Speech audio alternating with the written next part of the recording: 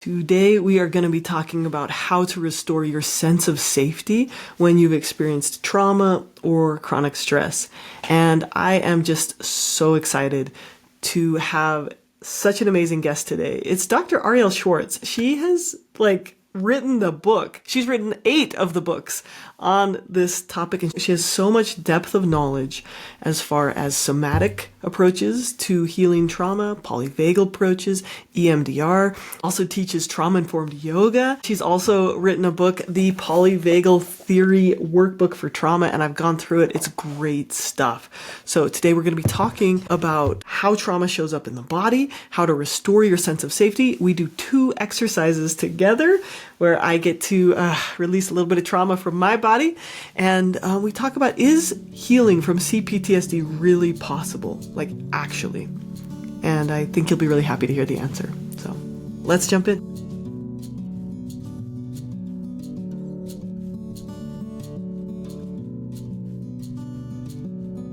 Well, thank you so much for being here today. Really appreciate you taking the time out of your schedule to join us. Yeah. As I mentioned, I've really been looking forward to this. I admire you. I admire the information you put out there. I recommend it to lots of folks to listen to you. And so it's exciting to be part of your work. Oh, thank you so much. That is like the highest praise. So I really appreciate that. Oh, okay. So today we're going to be talking about how to restore a sense of safety after trauma. And I was wondering if maybe we should start, would you be willing to do a quick overview of polyvagal theory and how that works? For the audience, she's written her 8th book, which is the Polyvagal Theory Workbook. And I've just been working through it and I'm like, this is good stuff. So I'd love to hear your perspective. Yeah, I'm happy to. I'm going to give you polyvagal theory in a nutshell. How's that? Perfect. I love it. All right. So there are some key elements that I think really help us understand what is polyvagal theory. Probably the first thing that I'll name is that if we think about the name polyvagal, poly refers to multiple, vagal is referring to the vagus nerve. Vagus nerve is our 10th cranial nerve. It's a mind-body superhighway of connection. And this idea that we have multiple circuits of the vagus nerve basically means that we have kind of from an evolutionary standpoint, one of those circuits is very much about social connection and sensing safety. We also have a circuit of the vagus nerve that is very much connected to the lower body, our digestive organs, our reproductive organs, and it's often associated with the parasympathetic nervous system or our capacity to go into a rest and digest state. So why do we have multiple circuits of the vagus nerve? It's maybe the kind of short answer to that is that if we think about going into stillness as mammals, and I'll kind of broaden this out beyond humans, in order to rest in stillness, we need to know that it's safe enough, that there's not a predator out there, that there is not some danger lurking. And so we utilize this upper vagal circuit, and where that travels into the kind of fibers of the vagus nerve go into our sense organs, our eyes, our ears, as well as our ability to call out or express through our voice. And so we're going to track our environment. Are there cues of safety, or are there cues of threat, or is there something super dangerous out there? We're going to listen with our ears for cues of safety, cues of threat, cues of danger. And depending on whether we're receiving those cues of safety or threat, basically our vagus nerve helps our nervous system and our body respond to that without us even having to think about it. Mm-hmm. Okay. So what would be a cue of safety? Right, that allows us to rest, that allows us to go into stillness. A cue of safety might come from the loving gaze of another person, where we really receive that kind smile, the body language, the facial expressions. Another cue of safety that we might receive is the voice tone that comes in through our ears that is basically letting you know through soothing tones, I'm right here, I've got you. Mm-hmm.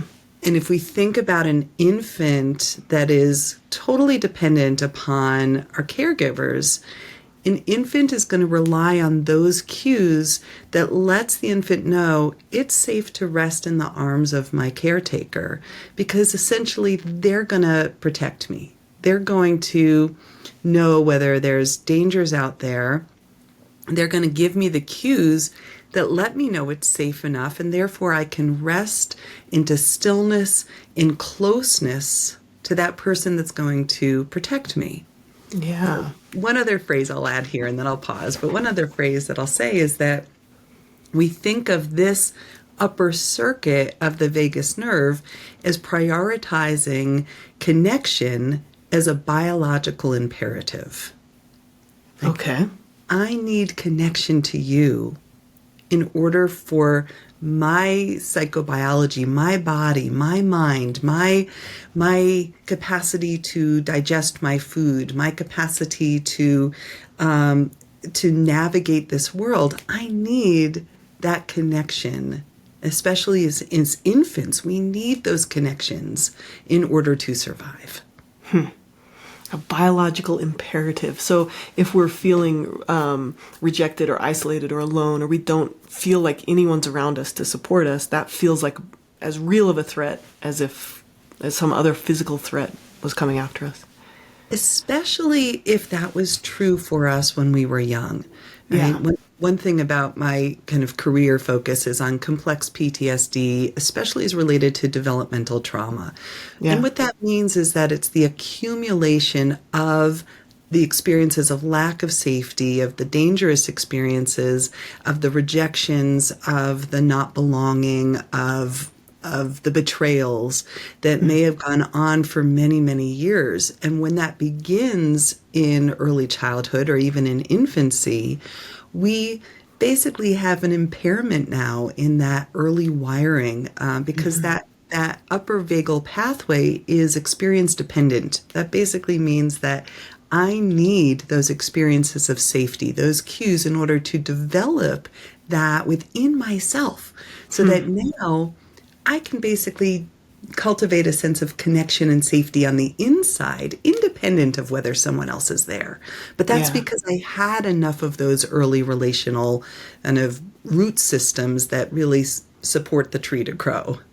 Interesting. Yeah, and it makes so much sense. And I have 4 daughters, and every one of them, as a baby, they're looking for your eyes. Well, I mean, after they're about 3 weeks old, when they can focus their eyes, but they're constantly scanning and looking for that eye contact. They're looking to see, is there someone here? You know, and we're primed for that, right? We're wired to seek that safety. So when especially children don't get that, you're saying that can impair the ability to feel that felt sense of safety throughout their lives. Yeah. So another key component of the polyvagal theory is this idea that we go through a tiered response to threat. Oh, yeah. Meaning that we have kind of 3 levels that we go through in order to help us navigate a potential threat out there. Yeah. The first of those is that if, I experience something that's a cue of danger, I'm going to seek connection. I'm going to use this upper pathway. Steve Porges, who developed the polyvagal theory, he refers to this as the social engagement system. Yeah. The social engagement system is basically, can I make connection with you through eye contact or calling out for help that's going to help resolve that potential threat? Yeah. If I cannot establish that sense of safety and connection through the social engagement system, the next layer of my threat response in this tiered response to threat is to go into the fight-flight system, which is our sympathetic nervous system. You speak so much about this and basically like how we mobilize our bodies to get away from the threat or protect ourselves from it. That's so good that you highlight that, because it's something I'm completely aware of and I forget to mention moving through those states, right?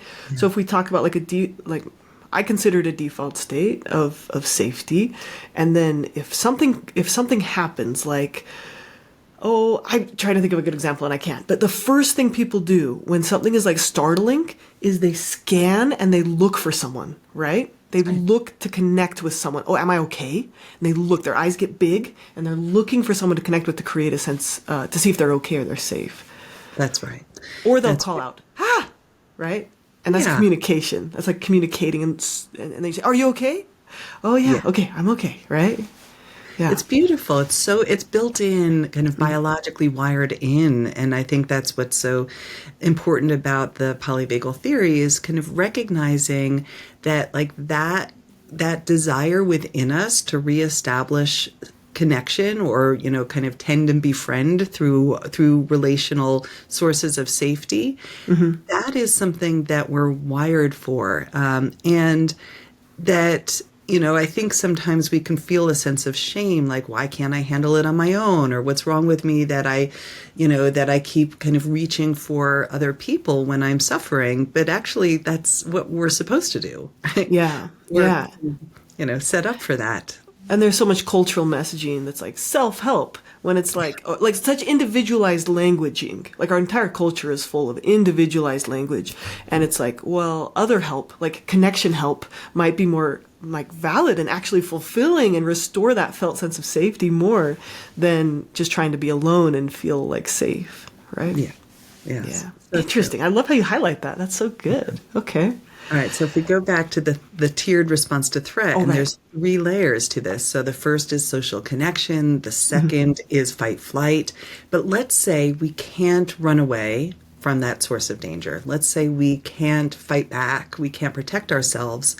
The next layer that can come in is basically a urge to withdraw, to hide, to get smaller, to feel fatigued, to feel disoriented, or what we can sometimes even see as a feigned death or a faint response, a deep collapse within the nervous system. That, once again, is driven by the vagus nerve. So the sympathetic nervous system is not a vagal, it's not driven by the vagal system, right? But the social engagement system is the upper vagal pathway. And this, what we call dorsal vagal feigned death response or faint response, is driven by the lower vagal system that goes into our organs, but also has a kind of safety mechanism built into it.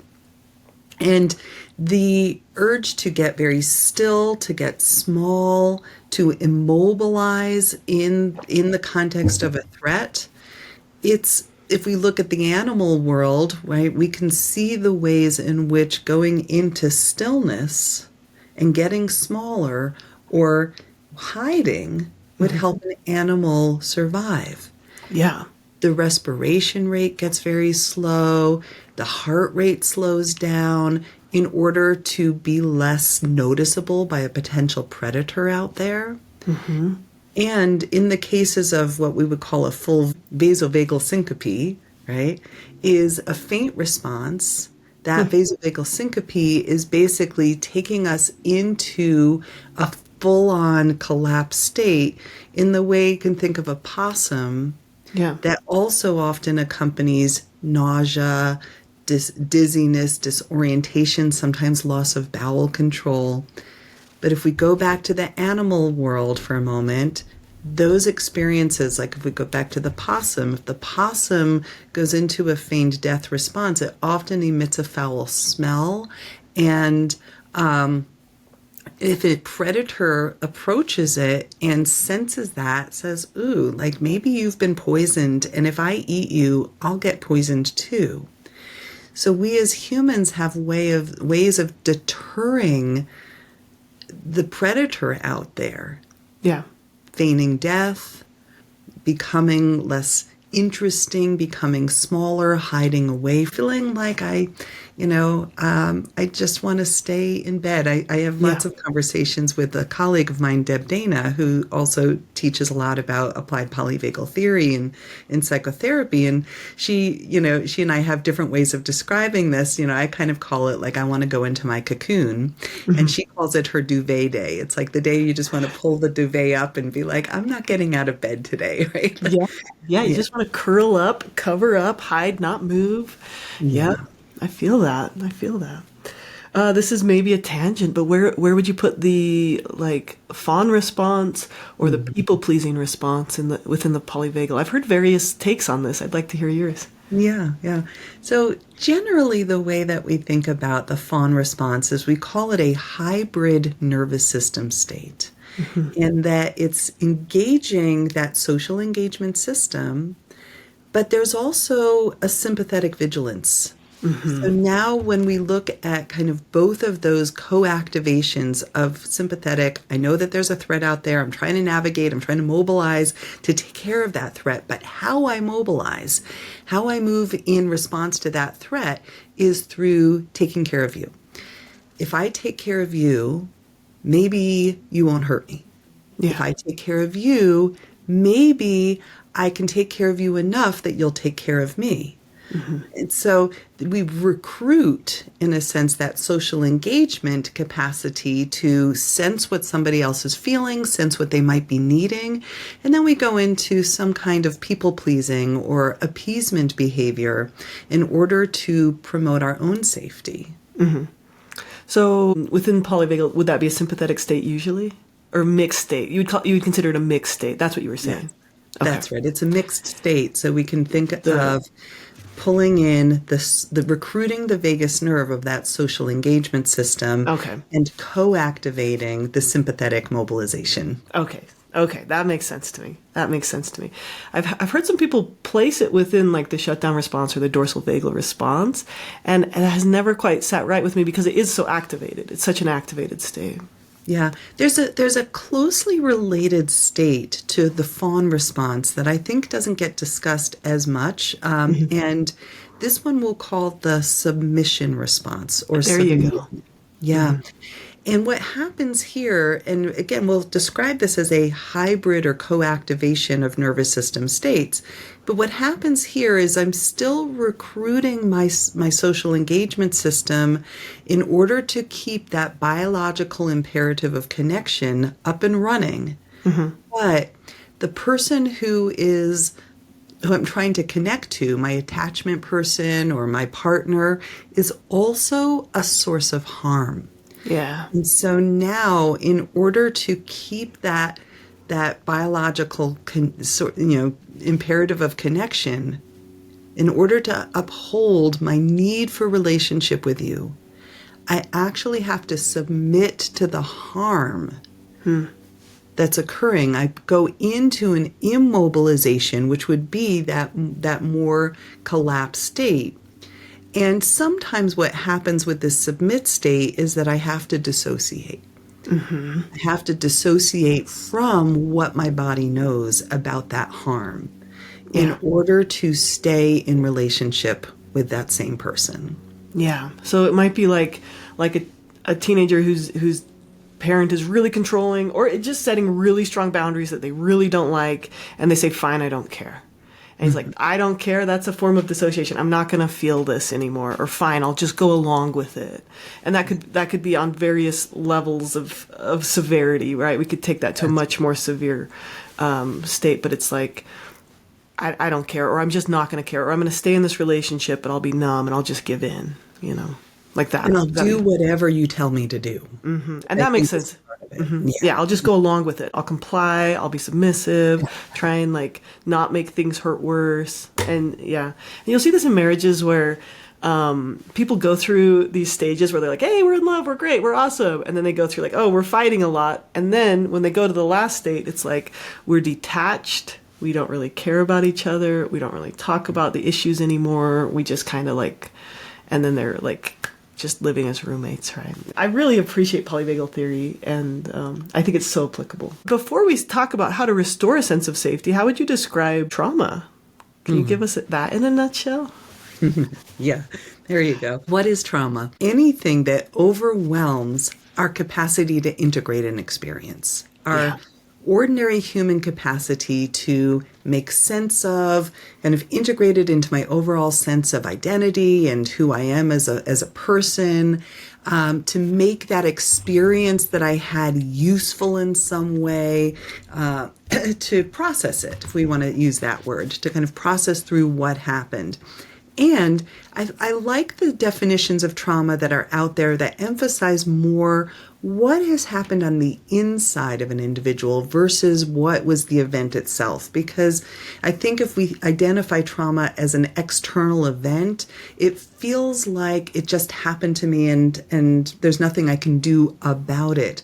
Yeah. When we locate trauma as the internal event, the emotions, the somatic experience that I had in relationship to something, then I can actually do something with that interior landscape of who I am. I love that. And one of the things I'm noticing a lot on social media is there's a lot of conversations about, hey, the reason you feel insecure is because your parents did such and such and such when you were a child. And I don't want to invalidate that. I don't want to say like that's not the case. And of course, there's a broad spectrum of parenting out there. But what happens is some of the most comforting messages out there on social media are basically saying trauma was not your fault. It's caused by your parents. It's in the past, and now you're broken, and because of it. And it's like, no. Trauma is a response, a response to an event that happened, and it's a response that's continuing to go on in your nervous system because you haven't integrated it, and because it's continuing in the present moment. I'm not saying it's your fault, but there is an opportunity here in this moment to practice responding differently to those experiences, not to invalidate someone's experience, but we got to remind people that we do have capacity within our nervous system to create change. Yeah. And there's a few pieces to name about this. One is that, like, if you put several people in the same situation, right, like let's say a car accident, not everyone in that car would feel traumatized by what happened. It depends on, were we able to respond? Did we feel effective, right? One of the classic studies done by a colleague of mine, Ruth Lanius, speaks about a car accident in which one person in the car went into more of a collapsed immobilization, right? So like basically kind of froze up. And the partner mobilized, pulled her out of the car before it caught on fire, saved their lives, right? And so the even though it was objectively a traumatic event that they both went through, she suffered from more post-traumatic stress because her body basically went into a place where she struggled to respond. But because he took action in that moment, he didn't have the same symptoms afterwards of post-traumatic stress. And I've seen that in my work so often that if we were able to kind of complete an action, then our bodies feel in some sense like the process had an arc and I'm okay. I did something. And Peter Levine, who develops somatic experiencing, he often says that what is housed in the interior experience of post-traumatic stress is the incomplete actions or the thwarted actions that didn't get to happen. I didn't get to climb my way out or call for help or reach for connection or say no. Yeah. And then that gets kind of stuck and your body gets trapped in that state because it hasn't moved through it. Yeah. That's right. And that ties us back to the nervous system. Because when we look through the lens of the nervous system, when we have an incomplete action, we're basically cycling back around either the experience of an urge to flee, and we're always looking for the exit plan. We're restless, we're irritable, we don't feel comfortable resting in stillness in ourselves. Maybe conversely, we're constantly stuck in a fight response. We're always kind of looking for the next battle. And again, it becomes hard to rest. There's a lot of muscular tension. We feel vigilant. Or sometimes where we get stuck is in that place of, no matter what I do, it's not going to make a difference. So what's the point of trying? And that state of collapse is what is known internally by the individual, and therefore we just keep returning to what is known. Yeah, when our stress levels increase or whatever, we're quick to revert back to that. Yeah. Yeah, I often, getting stuck in this trauma response, I often use the analogy of it's like watching The Lion King, and right after Mufasa dies, turning it off, because that's so stressful. Now, every time you think of The Lion King, the only thing you can think of is that stress response. And if Simba, never, if the movie stopped right there, Simba's stuck in shame and helplessness and guilt for the rest of his life. If we just stop the movie there, and if we keep playing through that movie, we come to this place where he works through his shame and he understands he wasn't actually at fault, and he goes back to Pride Rock and he takes action to save Pride Rock, right? He's mobilizing and he's working through this process instead of getting stuck, turning off the movie right when that stopped. And then he has this lovely experience with his dad, his spirit dad, and it's all resolved. And I think, I mean, if only resolving trauma were as easy as watching a movie, but that is the process, right? Working through stuck. It's such a perfect movie example, and thank you for bringing that in. And I have another kind of example along similar lines that I use when I'm teaching about the, kind of processing through the incomplete experience of trauma. Our minds are always looking for, how does the story end? It's just how we think, right? And I remember one time I was going to teach a training for therapists, and I was traveling from Colorado, where I live, to Ohio, and I had started the movie a little bit too late into the airplane flight, and so by the time we landed, I had 20 minutes of the movie yet unwatched, right? Yeah, there you go. And it was a great movie, but my mind for the rest of the evening was like, well, how did it end? Did it end this way? Did it end that way? Do I want to Google it because then my mind can finally rest? Do I want to wait till I get on the return flight to watch the ending of this? Right, yeah. But that's what happens with trauma, is that when we have the incomplete experience, there is some way in which our brains are basically wired to live on repeat inside of, but wait, how is it going to end? What's the ending of this story? And how can I take an active part in creating the ending of this story? And, and that's partially kind of going to lead into this next question of how do we create safety? Right. Yeah. Yeah. So, and I mean, one of the things you're describing is something that can be done with narrative therapy, right? People can write out their trauma story and say, with an ending, they call this a contamination story of well, and that's how I got broken. That's how my life got ruined. Or you can write this story and say, okay, let's write a redemption story at the second half of this. And we're going to, even if it hasn't happened yet, let's visualize this. But that's a form of cognitive therapy. That's a form of word therapy. How do we do this with our nervous system? How do we do this with our bodies? Yeah. And I think we need both. I just want to pause on the narrative piece on this. One of my books is called the Post-Traumatic Growth Guidebook. And the purpose of that book was basically to guide the reader through a narrative therapy journey of how do you write through your own trauma story. And I love it.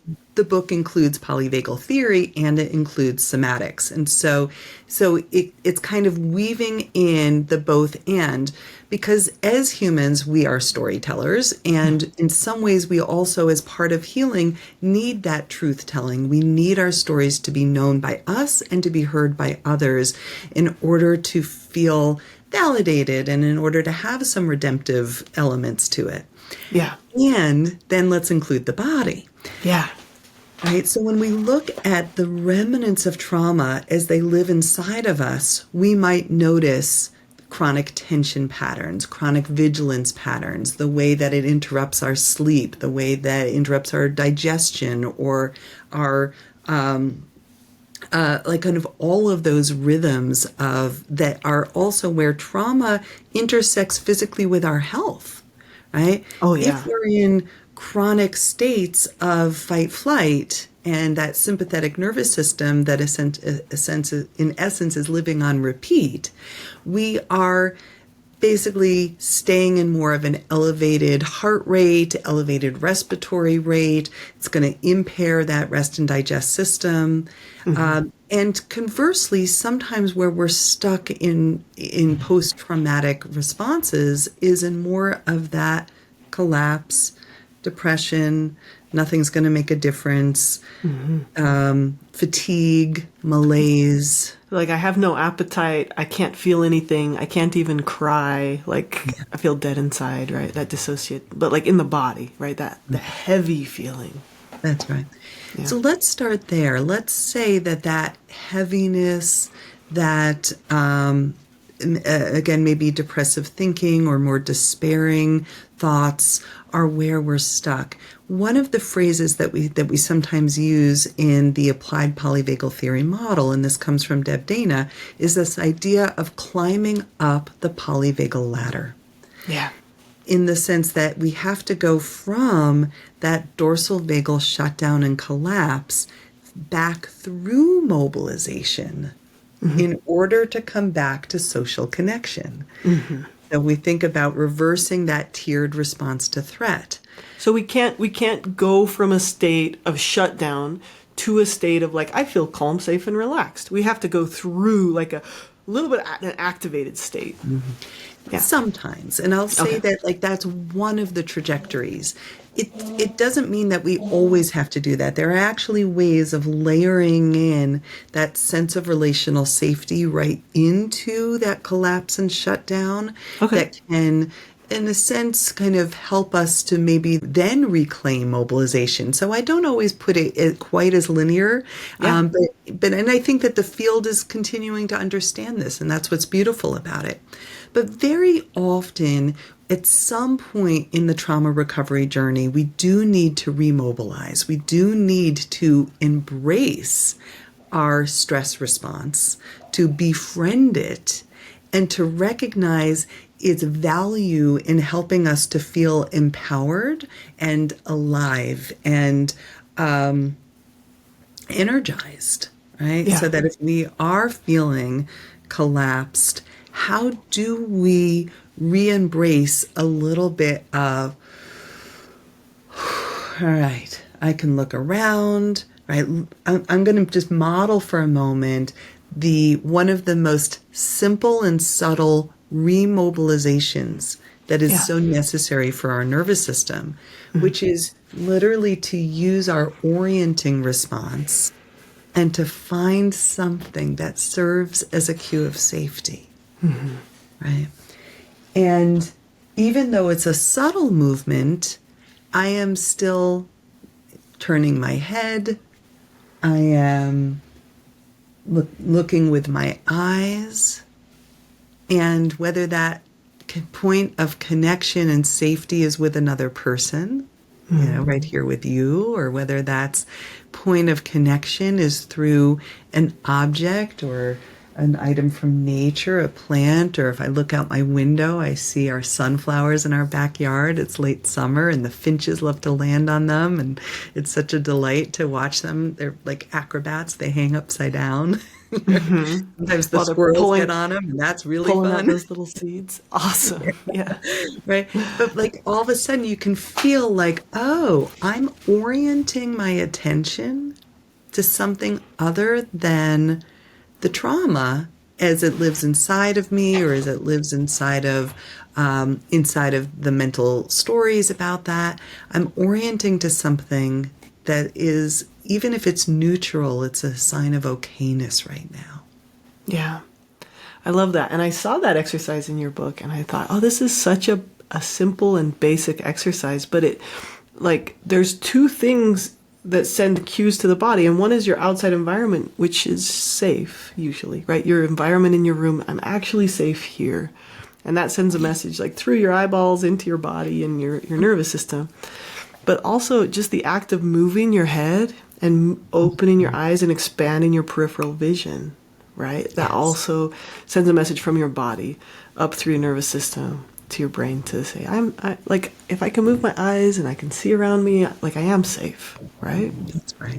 That's right. It's beautiful. And we actually need, right, it's one of the reasons why we need safe enough environments now to unwind the trauma. And it also speaks to one of the biggest challenges in our world is that sometimes the trauma is ongoing and there isn't enough current safety to heal from the past. And so instead we're still, kind of bracing. And when I am working with individuals where there is ongoing exposure to trauma, we need, in essence, kind of, like safe hubs in the midst of this world, so we can kind of find the smaller temporary spaces where in this current moment, is it safe enough to reorient to yourself, your breath, your body, without feeling chronically overwhelmed. Yeah, it's so easy to do with our ability to hear about pain and suffering or threats in the world. It's so easy to feel like we're always unsafe. And so I like that. I like two things you said. One is safe enough. I'm safe enough now. And to focus on like a hub, an area, or even sometimes I think about this as like, oh, I can't do everything to make the whole world safe, right? I can't do everything to eliminate all the threats that I might read in the New York Times or whatever. But I can, within my sphere, within my home, I can foster safety. In my backyard, I can foster safety with my children. I can try and be a safe place for them, and I can feel safe with them, Yeah. Yeah. And you just named something so key in this, which is that when I am capable of generating that within myself, I can also then generate it outside of myself. So it brings us back to another key element of the polyvagal theory, which is something that we call co-regulation. When I'm regulating my nervous system, or maybe receiving the co-regulation from a safe enough environment, I can then become a co-regulator for others, in this case, your children, right? And so it becomes something that is a bit of a ripple effect outward as we generate more of that positive state. Yeah, and I immediately felt that interacting with you. Like you emanate that, and it helps me calm down because I get a little worked up about all the things I have to do for my interviews. And so, like, I can see you expressing that. And I think we can all, I hope, everyone can identify someone in their lives who they can interact with that helps them feel a little bit safe or secure. A lot safe or secure would be great. And I think in your book you mentioned that, right?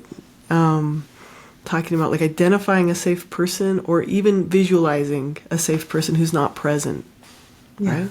Yeah, it's true. And sometimes we can draw upon kind of real people in our lives, and sometimes we have to draw upon allies, even allies that we've never met, but allies that have been, like maybe a public figure or a historical figure that have served as representatives of what that safe relationship could feel like. And one of my favorite examples of this, and someone I grew up with, and maybe not as relevant for younger generations, but I grew up watching Mr. Rogers.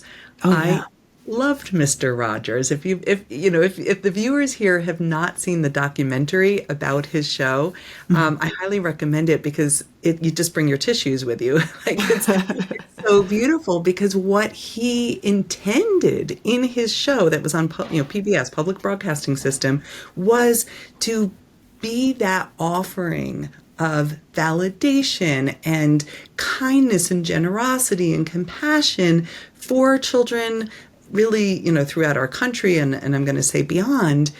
And so, he's someone that I can pull on in my consciousness as a presence that brings that feeling of how, of what goodness should feel like.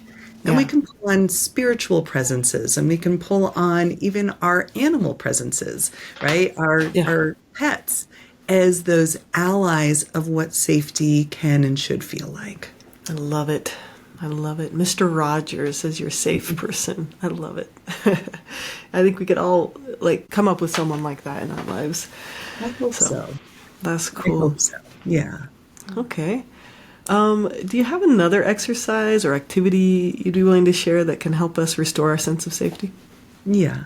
So, part of what, for me as a somatic practitioner and as a yoga teacher, part of what I come back to again and again are what are the sources of safety that do live inside of us, that therefore, no matter where we are in the world, no matter what we're doing, we can tap into that which comes with us everywhere, right? Yeah. And this doesn't mean that we don't also need each other. This is not a replacement for the social forms of connection and safety, but it's a kind of, once we have the foundation of those co-regulating sources of connection, we can then carry that inside of us. So, for example, right before coming in to do this interview with you, I spent an hour on my yoga mat, which is, pretty much my morning routine. I have meditation practice, I have a yoga practice, and the practices that I engage in, which are basically an applied polyvagal theory in yoga, or I just generally call it vagus nerve yoga, and it's my YouTube channel. You can find it under Dr. Arielle Schwartz. But there's basically lots of tools that we have inside of us. And the basics that I'll share here are your breath and your posture, your spine. Mm-hmm. Because when we think about both of those, and I'll share about each one, and I'll kind of share just some basic practice around this, is that your breath mirrors your nervous system. Every inhalation will key in a little bit of your sympathetic nervous system. Every exhalation brings in a little bit of parasympathetic quieting. Yeah. When we look at the health of the autonomic nervous system, and this relates to safety, what we want to see is this ability to move pretty fluidly between sympathetic and parasympathetic. We feel unsafe if we're stuck in sympathetic, right? Activation, vigilance, irritability, restlessness, anxiety, panic. And we feel unsafe if we're stuck in the parasympathetic nervous system. We feel shut down, heavy, again, more depressed, more despair, more collapse. So when we look at the health of the autonomic nervous system, we are wanting to restore this rhythm of sympathetic, parasympathetic. It's built right into your breath. Our physiology mirrors that. Right? Yeah. So the basic practice is rhythmic breathing. Mm-hmm. When I inhale for, let's say, 4 to 5 seconds, and I exhale 4 to 5 seconds, I'm cultivating this rhythm of my nervous system, and I'm maximizing on that. Conversely, if I'm breathing erratically, which I won't do very long because it feels terrible, yeah. But even just a few breaths like that, we can get that sense of erratic breathing being more linked to that form of erratic breathing, to panic and anxiety. Yeah. Conversely, if I'm breathing shallow, almost imperceptible, you can sense how that breath pattern would be linked more to shutdown and depression. Yeah. So our rhythmic breathing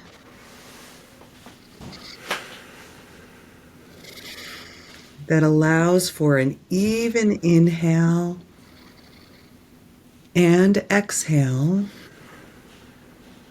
is restoring the rhythm of the nervous system. And from the bottom up, from your body to your brain, via your vagus nerve, sending signals of safety back to the brain.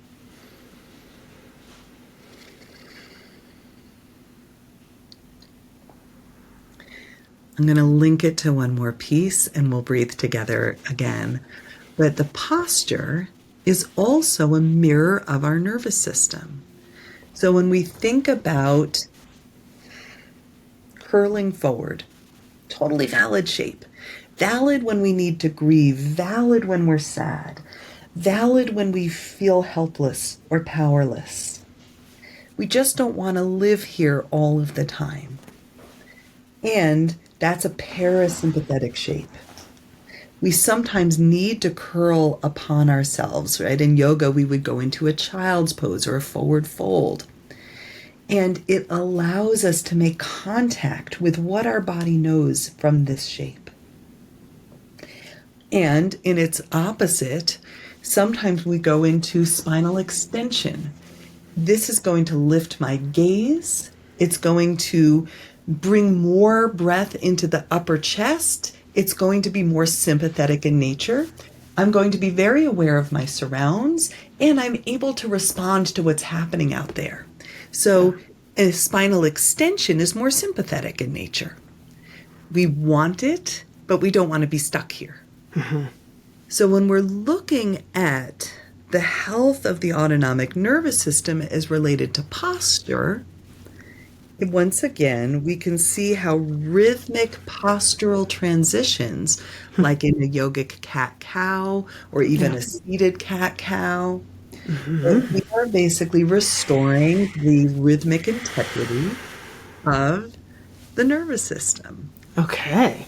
So when we put it all together, my favorite practice, and I love it, you're like, oh yeah, I feel it, right? Every time you talk about breath, though, it brings your awareness. You're like, oh yeah, don't forget to breathe, Emma, you know? We all do, right? Yeah. We all do. That's, I think what I love about polyvagal theory is it's a compassionate way to understand ourselves, our tendencies, and our symptoms.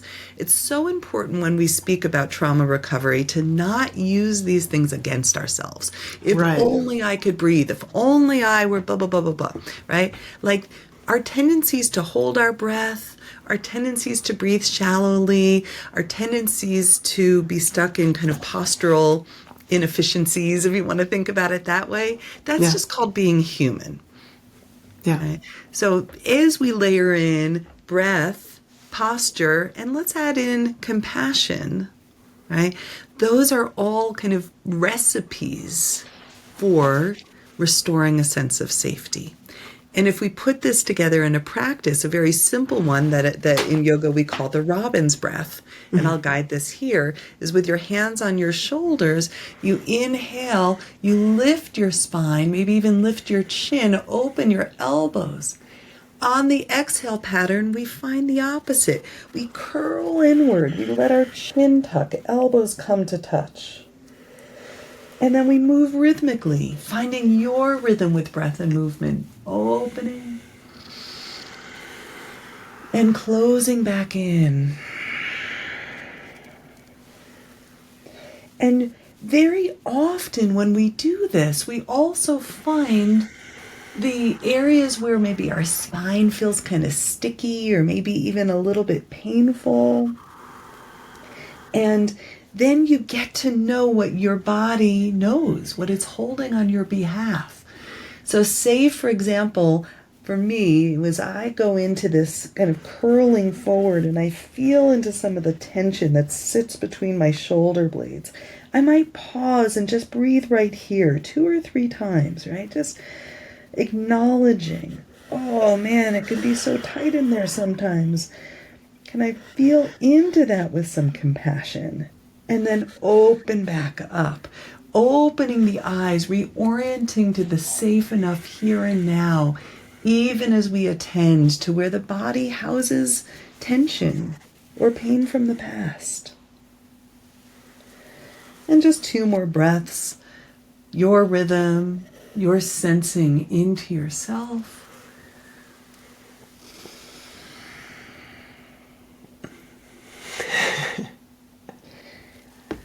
Yeah. Feels good. It is good, right? And it's simple.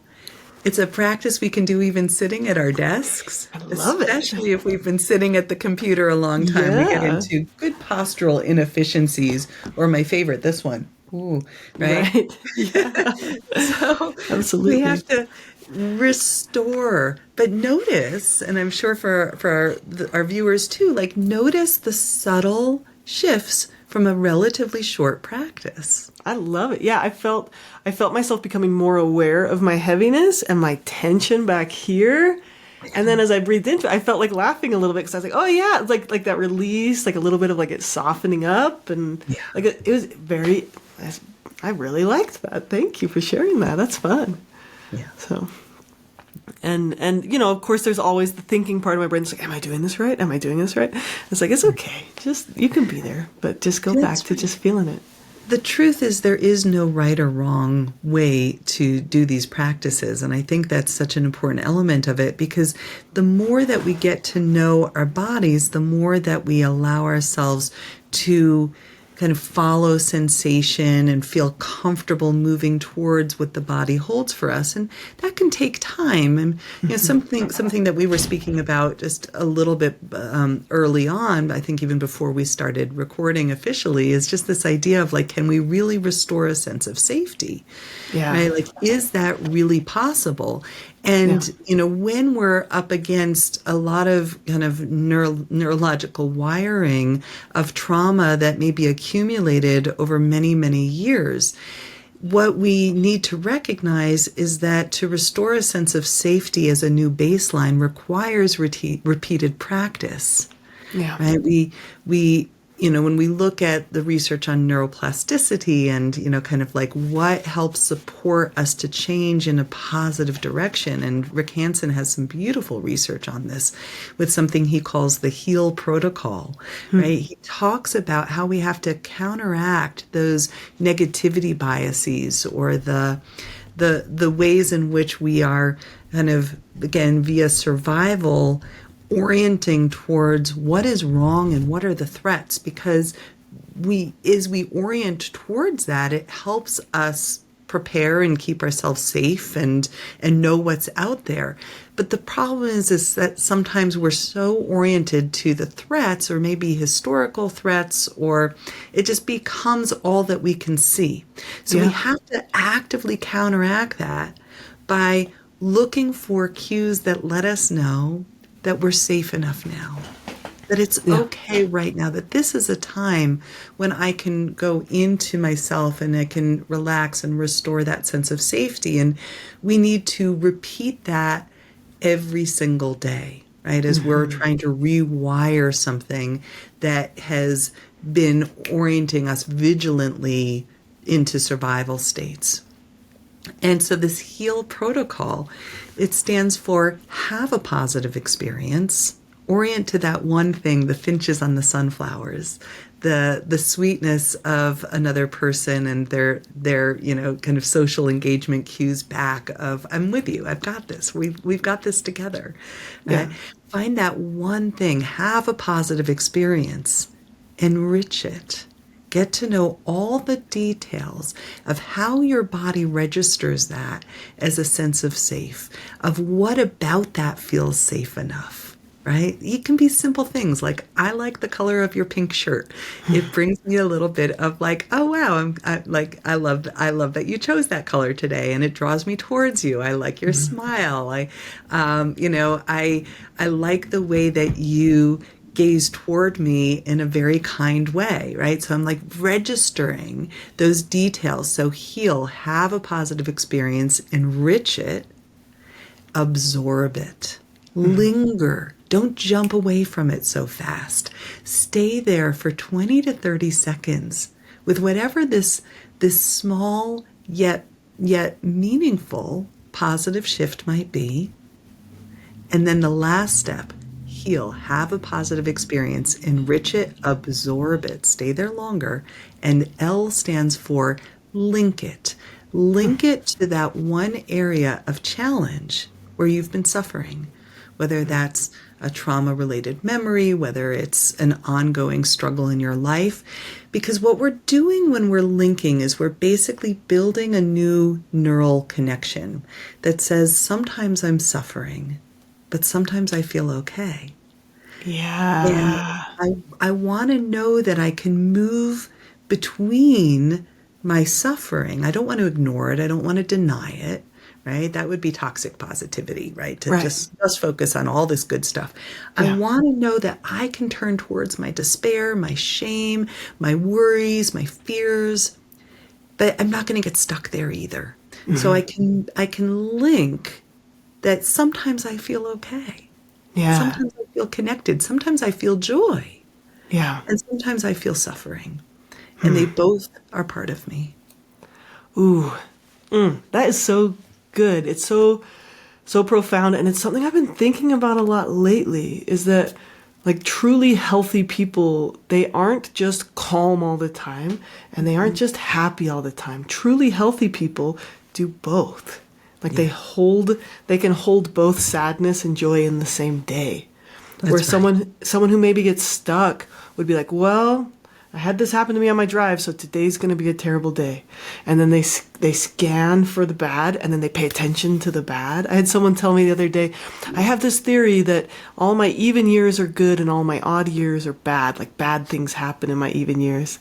And I was like, this is a self-fulfilling prophecy. In all the even years, you're just looking and scanning for all the bad that happens. And truthfully, like an even year probably has some bad and probably has some good. That's right. And an odd year probably has good and bad. And so I love this idea of linking. Maybe I can give an example from my day today. Like, I definitely have an old story that's like never good enough. Gotta be better. Like just this constant like seeking of perfectionism or something. And I'm a parent. It's like you literally cannot be like perfect as a parent. It is not possible. Like I mess up. People are like, you must be such a good mom. Your girls are so lucky to have you. This is in the YouTube comments. And I'm like, well, you should see my house at dinner time because I definitely yell. Occasionally, more often than I would like. Today I picked up my daughter from bed. She was like not wanting to go to school. And I just hugged her. And she laughed and smiled, and I just paid attention to how it felt. She's 6, to be like holding her and to listening to her laugh and like seeing her smile. And I tried to like take a picture of this mentally and like just stay with it for a few seconds, even though we were like late, already late. And I love what you're saying is like pair that like, oh, I have this feeling like, oh, what if I'm a bad parent? What if my kids never want a relationship with me? And these like catastrophizing thoughts. And if I can pair that with like, we try to have little beautiful moments each day and try and linger on that. I love that. So link it. Thank you for sharing that. Do you really believe in neuroplasticity? Do you really believe like with CPTSD people can heal? Yes. And with CPTSD, given that the majority of complex trauma comes from relational betrayals and relational wounds, I just want to say this again and again, we don't heal alone, right? We need relational sources of safety. And that's where, gratefully we have those in our world, right? Whether that's through psychotherapy or I love group work. I love I run vagal toning groups. I run vagus nerve yoga classes. I love these opportunities that we have to come together with other people who are like-minded, who are on the healing path, where we get to show up as we are and be welcomed in whether that's one-on-one spaces or community spaces that reduces the isolation and aloneness of the kinds of suffering.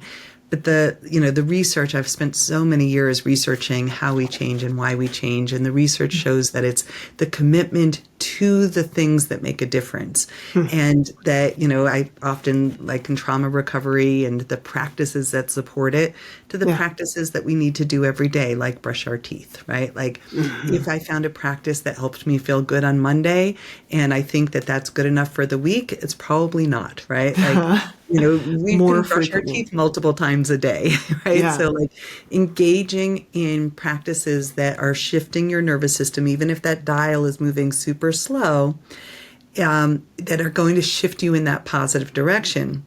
And speaking of slow transition, when we think about the shift from, the summer solstice to the winter solstice or the winter solstice to the summer, right? Yeah. It's super subtle changes that we don't really notice on a day-to-day basis, but that each of those 10-minute increments of the change in the sun and its arc on the horizon dramatically changes a season, right? Yeah. Yeah. So we have those seasons inside of us, and we just have to remember that it's the small incremental shifts that ultimately accumulate and build on each other. I love that. Yeah, the length of day changes by 60 to 90 seconds a day, and it changes it from winter to summer. It's cool. Tiny changes. When I first learned about polyvagal, my trainer recommended to like try to notice and just touch base with your nervous system multiple times an hour. What do you think about that? Oh, I think it's great when we can remember to do those things. I mean, how many of us remember to do those things? I said, yeah, I use like a timer, literally. Totally. We Like do. Like, when I'm rewiring something, I use a timer to remind myself multiple same. times an hour. Yeah. Same. I think it's really, really profound to use our technologies. Don't I have a fun little thing on the back of here? It's my little pop socket, but it's cute. Cute. Anyhow, we use our technologies to support us to grow. And I think that like there's nothing wrong with using these little crutches. I prefer I have sweet timers like chimes that go off Yeah. versus the rubber band technique that we learned way back in the day before we had smartphones that Yeah. basically said like every time you have a negative thought, snap the Whap rubber yourself. band on your. Yeah. Like, well, that doesn't feel like it supports my growth. The gentle chimes that says, "Are you breathing right now?" Yeah. Or take a 2-minute breathe break, right? Yeah. Like, oh, I can do that, right? And so I think, I think again, like we can look for what supports us to do the practices. I think that's one of the biggest barriers out there is that we know what we should be doing, but we don't do it. Yeah. I actually want to shamelessly plug something that goes along Please. with the book. So the Polyvagal Theory Workbook for Trauma, one of the things that I'm really proud of is that thank you, I collaborated with New Harbinger, the publisher of the book, and we created a course that accompanies the book. And Cool. the course is less than the cost of a single therapy session. It's less than $100, and it basically is me on video guiding you through every practice in the book. And it's a lifetime access. And so it's one of those kind of really deep passions for me, which is to increase accessibility, because we all know that psychotherapy is expensive and that sometimes it's hard to find that person and so on and so forth. And so, kind of like you, I think that shared mission of how do we increase accessibility to trauma-informed skills and therapy awareness skills, it's one of those tools that are out there. Ooh, that's so The good. course is called Let Your Body Hold You. Let Your Body cool. Hold You. Okay, and where can people find you? I'm so glad you plugged that. And where can people find you, your books? Do you have a website? What is it? Yes. All right. I have two websites. One is simply drarielleschwartz.com. So it's pretty easy to find me, drarielleschwartz.com. The other is resilience-informed-therapies.com, resilience-informed-therapy.com. And that one is basically a hub for all of the kind of people that have trained with me or like-minded clinicians that are offering similar types of work out there. I would say sign up for my newsletter, which you can do from either of those websites. It's the same newsletter to get to know what are the courses that I'm offering, some of which are for therapists on how to treat trauma and complex PTSD. Some are for layperson. I offer retreats called the Beyond Trauma Retreat and Vagal Toning Retreats. And I have a YouTube channel under Dr. Arielle Schwartz, where you'll find, again, lots of free resources on trauma recovery. On Instagram, I am Arielle Schwartz Boulder, and YouTube, Dr. Arielle Schwartz. So lots of ways to find me. That's so great. Okay, we will pop links to those in the description or in the show notes if y'all are on the podcast. And it has just been a delight. Thank you so much for your time, your wisdom, your years of experience. Really appreciate you coming on. Thank you.